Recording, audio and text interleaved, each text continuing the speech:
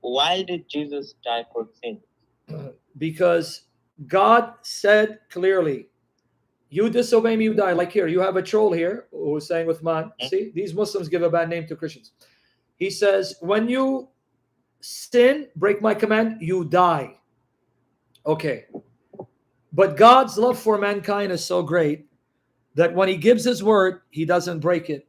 So man sinned.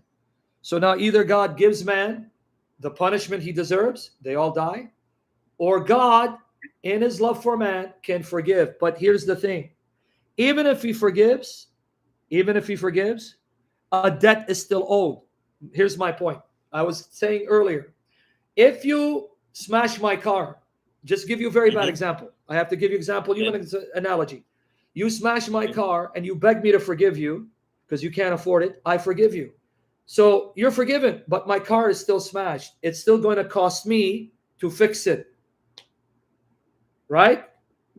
Yeah. Okay. When you sin, you're not sinning against something or someone other than God. You're offending God. You're offending God. You're offending his justice and holiness.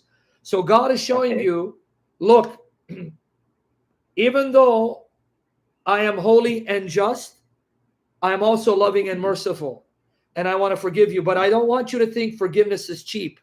Because if I just forgive you, you're going to think forgiveness is cheap. And when you sin, it's no big deal. I want to show you how horrendous and evil your sin against me is. I said, if you sin, you must die. Why death? Because who's the source of life?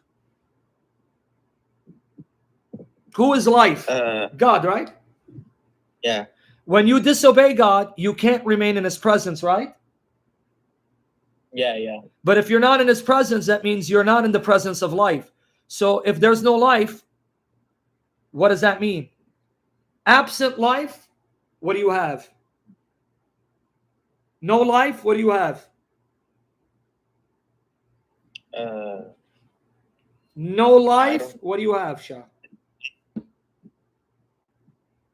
You got to think about it. I can't answer it if you don't get it. If there's no life, Shah, what do you have? Bingo? I don't know. My English is bad. I don't know. Okay, think about it. When you buried your grandmother, she had no life. What happened to her? Her soul, she died, right? Yeah, died. What happened to you? Astaghfirullah Rabbil Alameen. I said that once. I didn't hear you because you're like, chirp, okay. Chirp.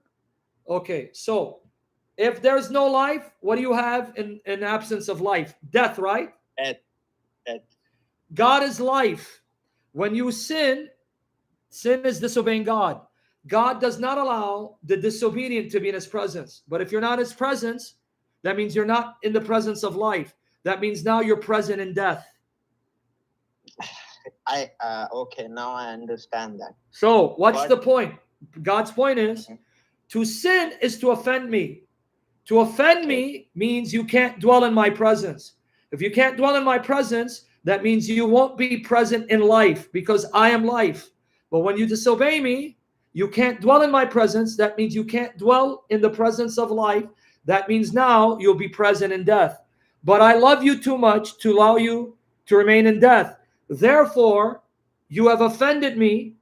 And because you've offended me, a debt is owed to me. You must undo the offense, but you can't do it. So I will do it for you to show you how evil disobedience is to me. Because if I just forgive you for any mistake, you will think forgiveness is cheap. Okay. Right? Okay. But when it costs God something to forgive you, then it makes you appreciate him more and love him more. Wow. This is what it costs you to forgive me. So sinning against you is not cheap. Because to forgive me, it costs you your life in my place.